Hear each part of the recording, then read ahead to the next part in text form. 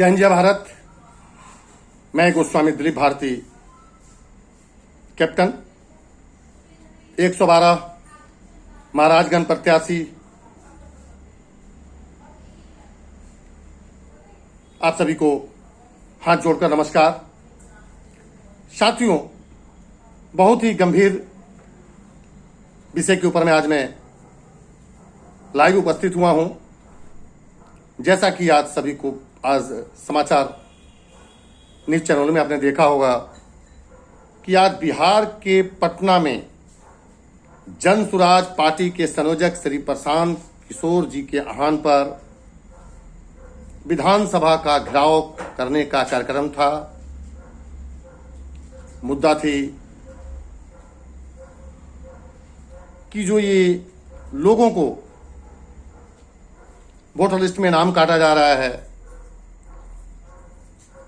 जमीन की दाखिल खर्ची के ऊपर में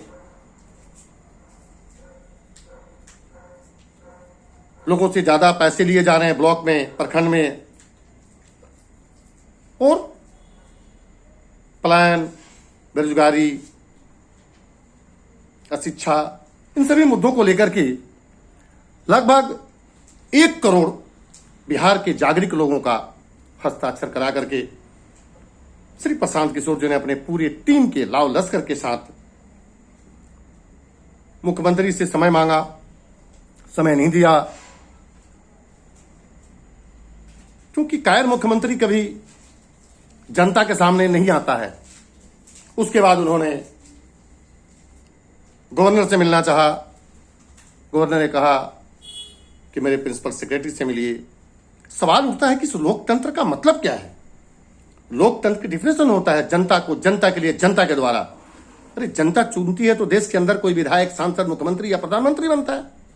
जनता मिलना चाहती है तो आना चाहिए ना मुख्यमंत्री हमारे पलटू चाचा श्री नीतीश कुमार जी को। लेकिन नहीं, सर्दियों के टाइम में छात्र आंदोलन हुआ था, उस वक्त भी वो सामने नहीं आए थे। जो अपनी मन की बात, जैसा कि मैं कहते आया हूं कि हे भारत मां सुन जरा, हे भारत मां सुन जरा, अपनी आंखें खोल जरा, क्यों इन गद्दारों की ओठों पे नापाक सी बदबू आती है। हे भारत मां सुन जरा, अपनी आंखें खोल जरा, क्यों इन गद्दारों की ओठों पे नापाक सी बदबू आती है। यहां इंसा भूखे मरते हैं, बेईमान पेट को भरते हैं, क्यों सुभाष की नजरें नीची है, क्यों आजाद चुपचाप बैठे हैं। आए तो कैसे आए, यहां हर मोड़ पे देशद्रोही बैठे हैं, क्यों सुभाष की नजरें नीची है, क्यों आजाद चुपचाप बैठे हैं। आए तो कैसे आए, यहां हर मोड़ पे देशद्रोही बैठे हैं। साथियों, जो लोग नकली देशभक्त बनने का नाटक कर रहे हैं, आपने देखा होगा, चाहे वो कारगिल का युद्ध हो, चाहे पठानकोट का हमला हो, उड़ी का हमला हो, विधानसभा का हमला हो, संसद का हमला हो, आज तक जितनी भी हमले हुए हैं देश में, मेरी बातें चुभती जरूर हैं, लेकिन आप गहराई में जाके सोचिए, जितने भी हमले हुए हैं किसकी सरकार में हुई हैं, कौन जवाबदार है। कारगिल का युद्ध हुआ था,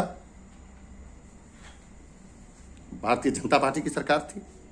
संसद पे हमला हुआ था, भारतीय जनता पार्टी की सरकार थी। विधानसभा पे हमला हुआ था कश्मीर के, बीजेपी की सरकार थी। पुलवामा में हुआ, मैंने जो रिसर्च किया है, तमाम जितने भी हमले हुए इनके कार्यकाल में हुआ। आखिर क्यों? क्यों? उत्तर है कि ये नाकाम है। ये सरकार एक बच्चों की मामूली सा एक पेपर नहीं करा सकती, उसकी सुरक्षा की गारंटी इनके पास नहीं है, और ये देश की रक्षा की गारंटी लेते हैं। ये सोचने का विषय है।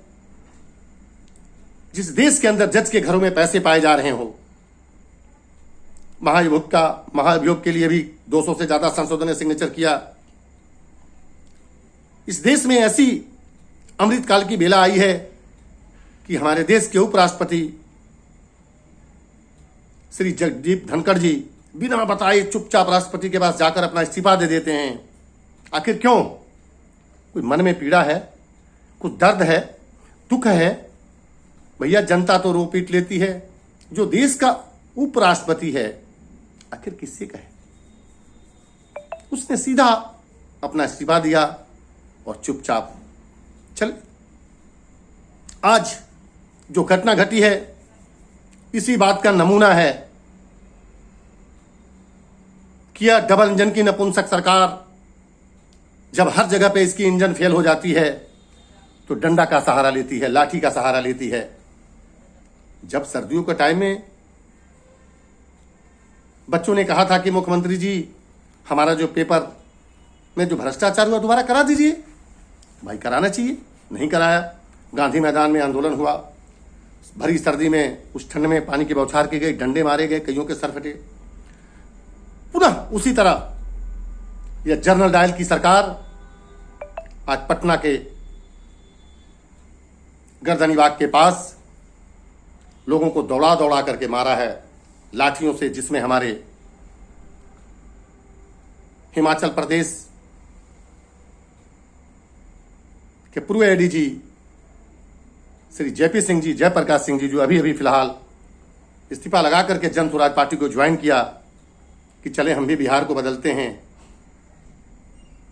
हमारे 114 गोविंदगंज के भावी प्रत्याशी कमलेश कांत गिरी बाबा जी, जन स्वराज पार्टी के राष्ट्रीय अध्यक्ष मनोज भारती जी, महामहिम हमारे अभिभावक और संरक्षक वाईवी गिरी जी, तमाम जो बड़े बड़े नेता हैं उनको चोट लगी है, घायल हुए हैं।